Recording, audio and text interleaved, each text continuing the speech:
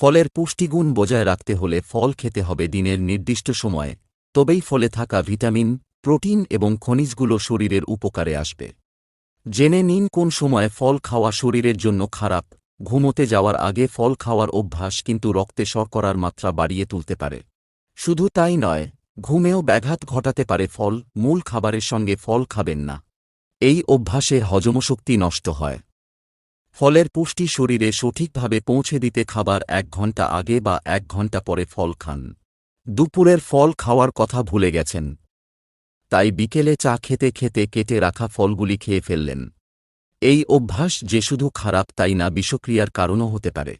ফল খাওয়ার সঠিক সময় হল সকালের খাবারে এবং দুপুরের মধ্যাহ্নভোজের মাঝে।